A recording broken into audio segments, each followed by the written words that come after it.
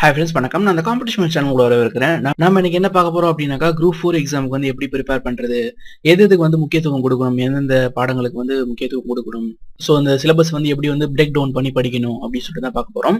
நாம இந்த வீடியோக்குள்ள போறதுக்கு முன்னாடி நம்ம சேனல்ல இருக்கிற வீடியோஸ் உங்களுக்கு பிடிச்சிருச்சு அப்படின்னாக்கா கண்டிப்பா நம்ம காம்படிஷன் சேனலை சப்ஸ்கிரைப் பண்ணுங்க. சரி வாங்க நம்ம வீடியோக்குள்ள போலாம்.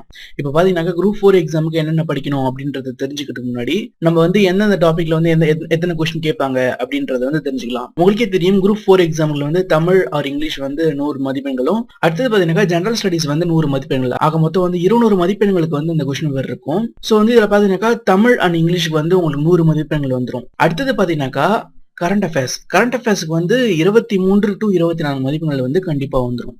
இப்ப பாத்தீங்கன்னா 2014 வந்து 10 கேள்விகளும், 2016 18 கேள்விகளும், போன வருஷம் நடந்த தேர்வுல வந்து 24 கேள்விகளும் வந்து கேட்டிருக்காங்க. சோ வந்து அடுத்த ப்ரையாரிட்டி வந்து கரண்ட் அஃபேர்ஸ் கொடுங்க. அடுத்தது பாத்தீங்கன்னா ஆப்டிடியூட். இந்த ஆப்டிடியூட்ல வந்து மொத்தம் 25 கேள்விகள் கேட்பாங்க. சோ இந்த 25 அப்படின்ற அந்த நம்பர் வந்து எப்பயுமே மாறாது. சோ ஆப்டிடியூட்ல வந்து கண்டிப்பா 25 கேள்விகள் கேட்டுருவாங்க. சோ நீங்க வந்து இது கரெக்டா வந்து ஆன்சர் எழுதுனீங்க அப்படின்னாக்கா கண்டிப்பா உங்களுக்கு 25க்கு 25 நீங்க எடுக்க முடியும். தேர்ட் வந்து ஆப்டிடியூடுக்கு வந்து நீங்க ப்ரையாரிட்டி கொடுங்க.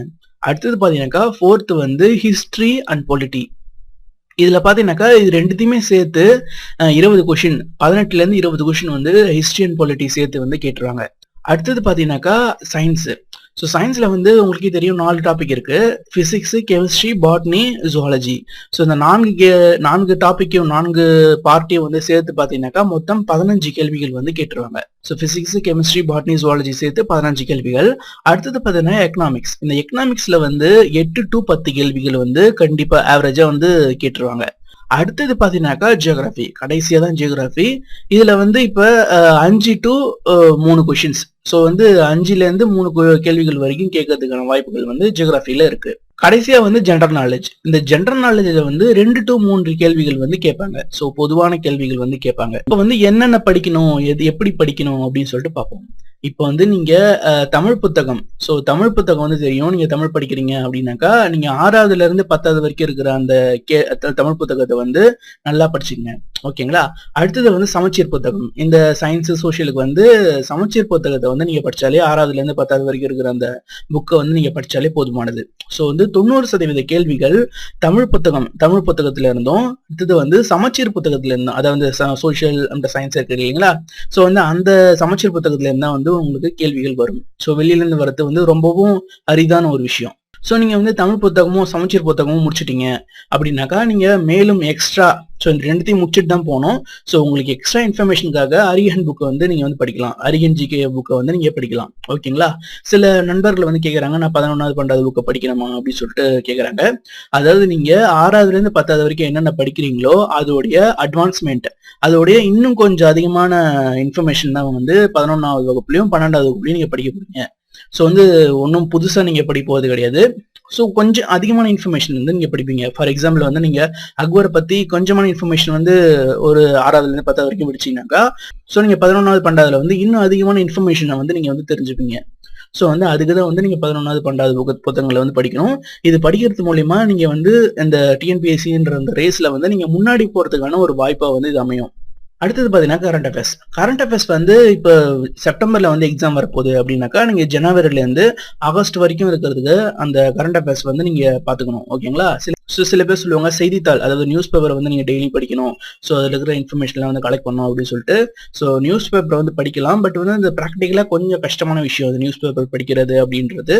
ஸோ அதனால வந்து இதுக்குன்னு கரண்ட் அஃபேர்ஸுக்கு நிறைய வந்து வெப்சைட்ஸ் இருக்கு.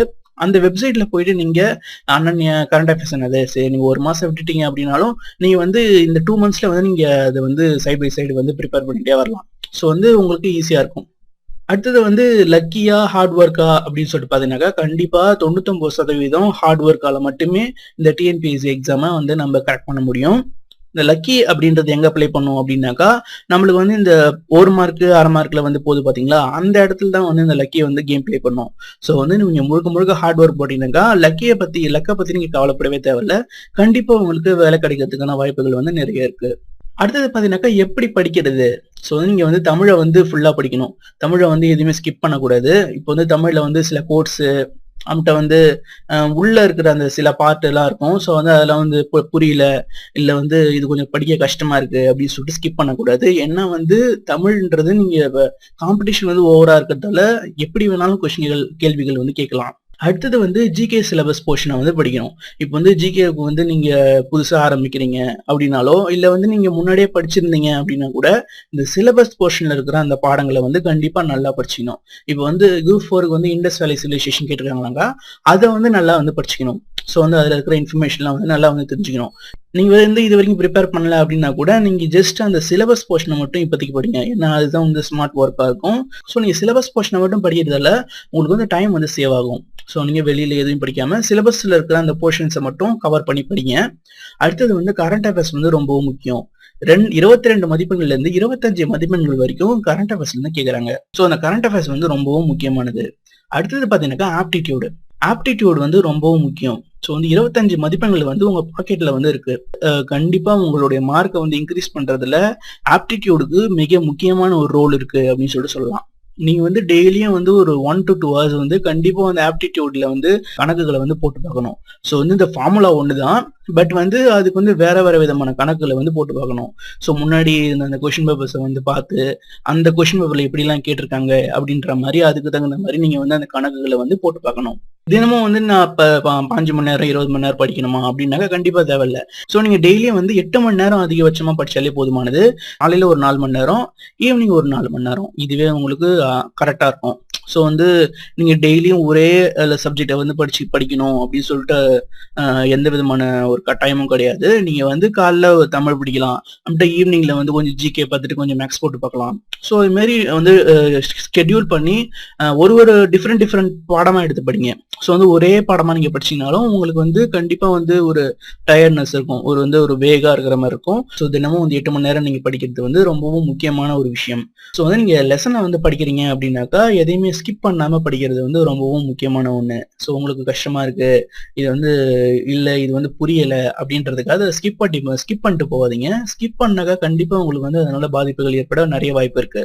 ஸோ நீங்க படிச்சிட்டீங்க அப்படின்னாக்கா நீங்க இதுக்கு முன்னாடி நடந்த கேள்வித்தாள்கள் இருக்கு இல்லையா, ஸோ அதெல்லாம் வந்து எடுத்து நீங்க வந்து சால்வ் பண்ணி பார்க்கலாம். ஸோ இதுக்கு முன்னாடி நடந்த அந்த தமிழ் கேள்வித்தாள்கள், இல்லை இங்கிலீஷ் கேள்வித்தாள், ஸோ இதெல்லாம் எடுத்து அதுல இருக்கிற அந்த கொஷின்ஸை வந்து நீங்க வந்து சால்வ் பண்ணி பார்க்கலாம். ஸோ ஓகேங்களா? ஓகே ஃப்ரெண்ட்ஸ், இந்த டிப்ஸ் வந்து உங்களுக்கு பிடிச்சிருக்கும் அப்படின்னு சொல்லி நினைக்கிறேன். மேலும் இது மாதிரியான வீடியோக்களுக்கு நமது காம்படிஷன் சேனலை சப்ஸ்கிரைப் பண்ணுங்க. நன்றி.